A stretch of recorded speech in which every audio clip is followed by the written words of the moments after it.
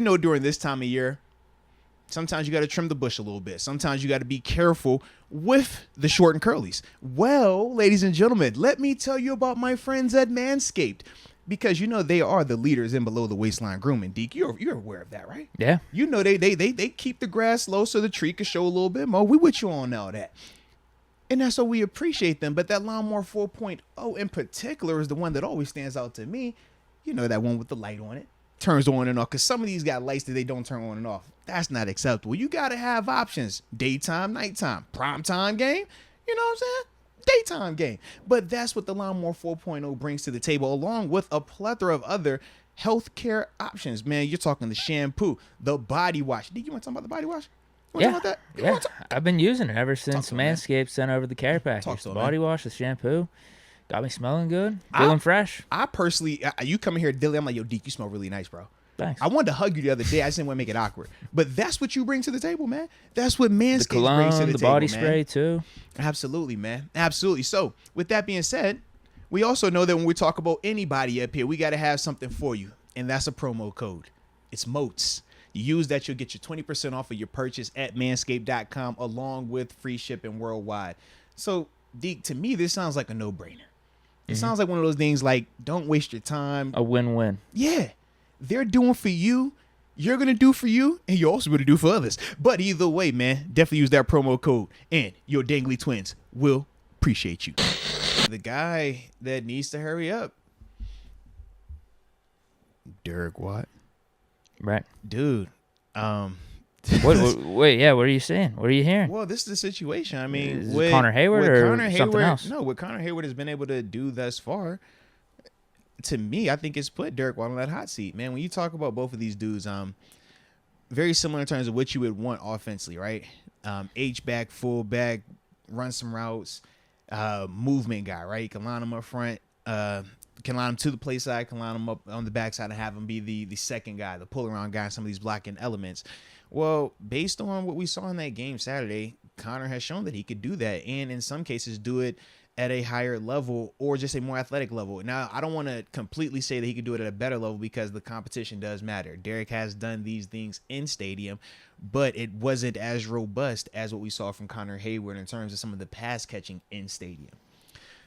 But I also think of the context of this, right? If I'm just simply telling you, Deke, I got player A and I got player B, all right? Player A, rookie, cheap, athletic, has been putting together a really good training camp, consistently showing up and getting better each and every day. First preseason game, he goes out there and makes plays offensively and makes tackles on special teams.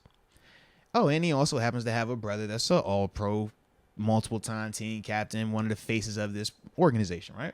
So all those things are in player's A bucket. Now, player B costs a couple millions more, has not been available to you for the majority of training camp. Also hasn't been as versatile in stadium since he's been in Pittsburgh as this rookie has been thus far. Top of that, he has a brother that plays in the league, reigning defensive player of the year. All right. But also limited a little bit when you're talking about just overall athletic ability in contrast to player A. If I'm telling you this without any names, you're going to say, yo, give me player A. It's a no-brainer. This is the guy. This is more productivity. This is youth. This is cost efficient. This is still keeping brother happy. This is everything that you need right here. Well, when I think of Connor Heyward and Derek Watt, that is the scenario right now. And I'm just trying to figure out for Derek, the more he misses time and the more Connor's able to go out there and put together good practice after good practice, the performance he had on Saturday, if he can replicate that in any capacity on this upcoming Saturday, it's like, man, how different is that conversation than the Kenny Pickett to Mason Rudolph conversation? Because they're close. To me, I personally think that Connor is a little bit ahead of him based on what he was able to do in stadium because it is this year we're talking about. We're not talking about career-wise because that doesn't matter in 2022. 2022 was its own season in its own, it stands on its own in that capacity. So for me, I'm just trying to figure out in this sense, what would be the reasoning behind keeping him over a guy like this? My main question was, how much are we losing at fullback? Mm-hmm.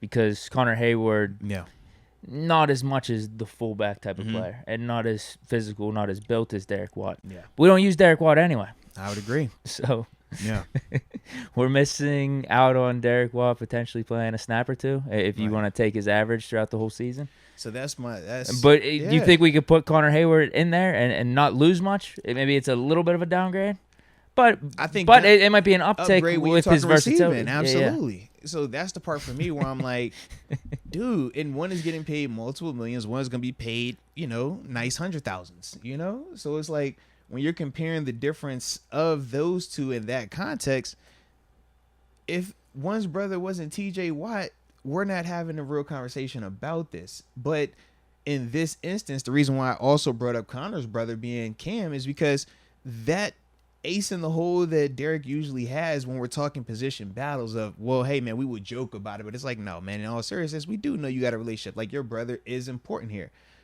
Well, that goes out the window in this instance because Connor's brother is just as important. And that's, TJ gets the nod. I know. I think the problem is, that's the part for me where I'm just like, I think the problem is their positions in their NFL career right now because Derek Watt is the veteran. This is the last year on his deal. Whereas Connor Heyward, we could stash. He's going to be here more long term. But when we say I could see them keeping both. But this is the thing, though. When you say you can stash, you're not stashing Connor on practice. You're stashing him on the active roster, which means which running back are you dropping? Which wide receiver are you dropping? Which corner are you dropping? Which inside linebacker? He'll actually probably get picked up. Absolutely. Which lineman are you dropping? And that's the part where I'm asking myself, if I get to choose between keeping a Jalen Warren as that third RB, potentially, or that fourth guy versus a Derek Watt, how do I justify that? If I'm thinking, at the wide receiver position, man, we talked about some of the names, right? Boykin and Sims, man.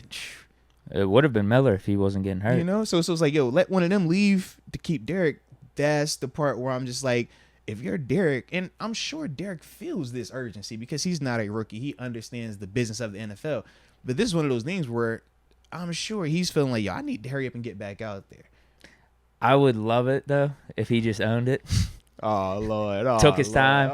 Did one of these Devin Bush type interviews. Hey, how urgent is it for you to get back out on the field?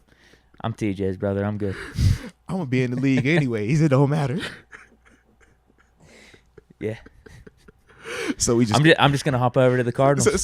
So we just. JJ's over there. So we just transition into that. That's is that what we're doing? I'm just asking. You know what I mean? Like, we here right now with it. Sure. All right. But I'd really appreciate that if Derek did that somehow. That would be hilarious.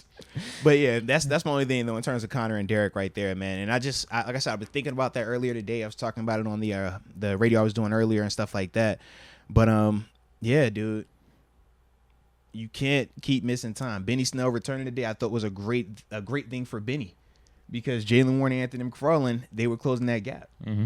So Benny coming back out there was a huge, step in the right direction for him. But that's what instantly drew me to thinking about Derek. I'm like, dude, you can't keep missing time. Montravius Adams, another dude. You can't keep missing time. Y'all are not to that level within this organization where you can sit out weeks at a time of training camp.